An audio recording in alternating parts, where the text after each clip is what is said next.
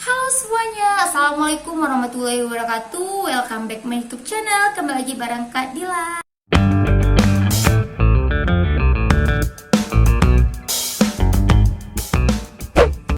Oke adik, kakak kembali lagi hadir buat adik-adik semua, para pejuang senam PTN, para pejuang senam PN, dan para pejuang UTBK 2021. Tetap semangat. Dan di video kali ini kakak kembali hadir dengan membawakan topik tentang KIPKA ya.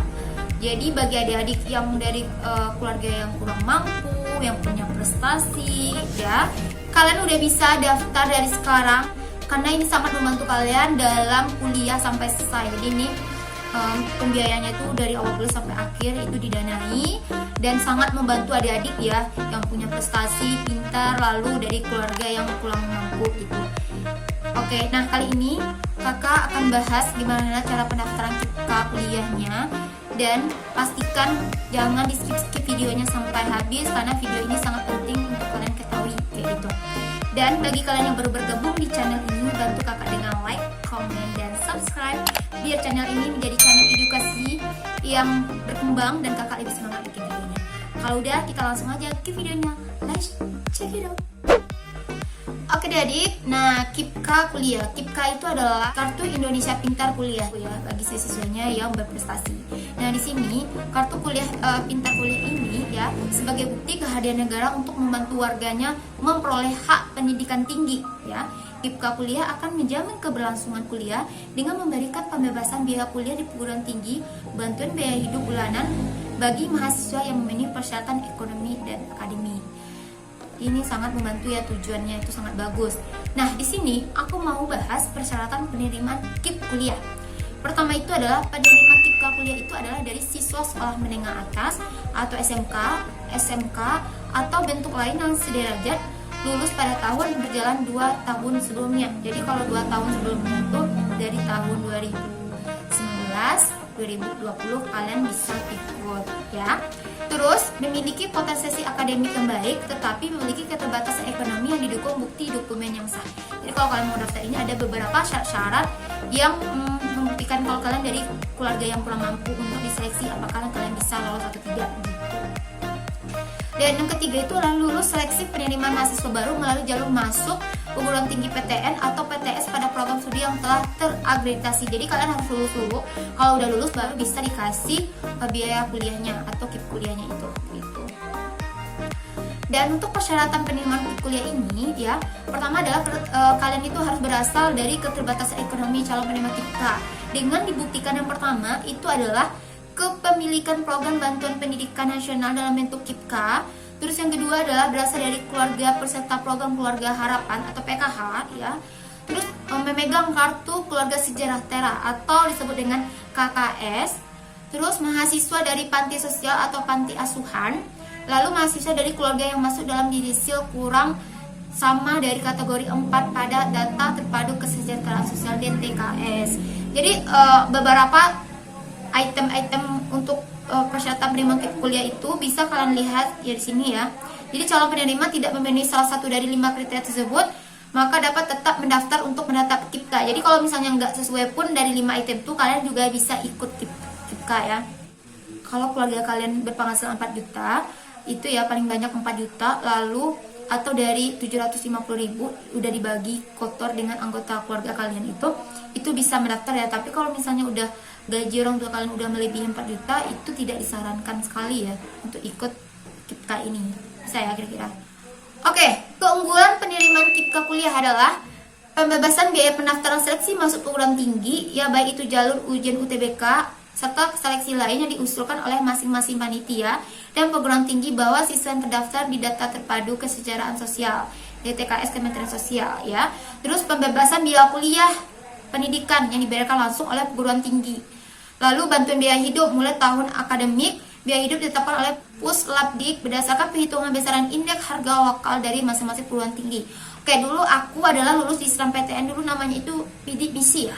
Sama juga sih dengan KIPKA ini, dimana kita biaya pendaftaran kuliah nggak bayar, terus biaya kuliahnya juga nggak bayar, bantuan biaya hidup juga dibayar. Dulu aku dapatnya 600 sebulan, dan sampai tamat aku dibiayai dan uang kuliahnya gratis gitu. Kalau bisa kalian harus lulus ya. Oke. Nah, jangka waktu pemberian KIPK kuliah ini itu program regulernya hanya pada sarjana. Jadi maksimal 8 semester. Jadi kalau lebih dari 8 semester kalian tidak dibiayai lagi gitu ya. Terus D3, D4 sama D2. Kalau program profesi itu adalah dokter maksimal 4 semester, dokter gigi maksimal 4 semester, dokter hewan maksimal 4 semester, nurse 2 semester, apoteker 2 semester, dan guru maksimal 2 semester gitu. Bisa ya?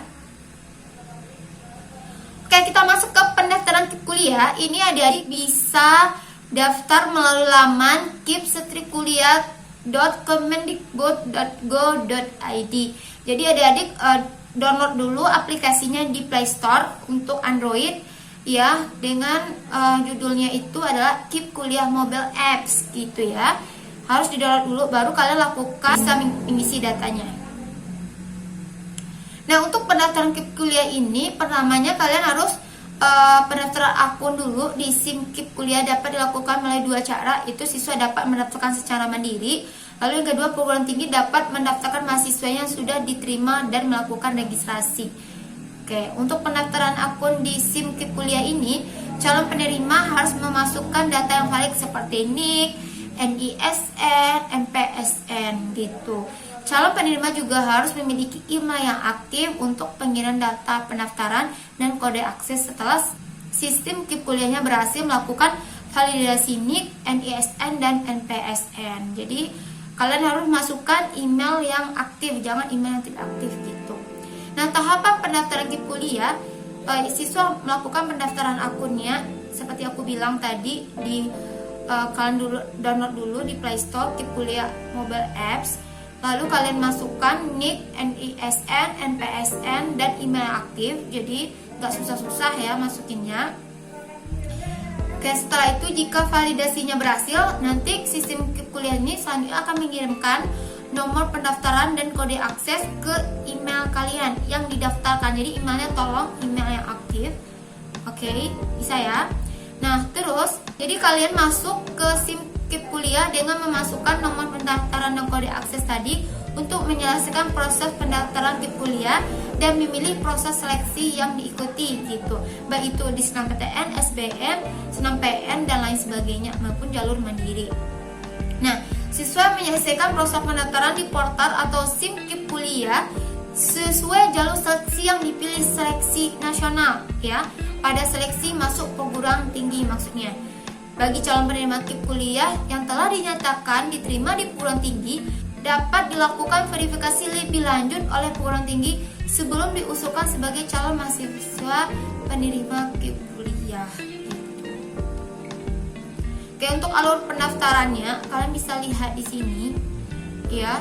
Siswa login, memasukkan NIK, lalu validasi NISN, NPSN, lalu tahapnya, lalu masuk ke proses yang kelima, tahap proses pendaftaran, lalu mendaftar dan mengikuti seleksi perguruan tinggi, lalu verifikasi data, dan selesai.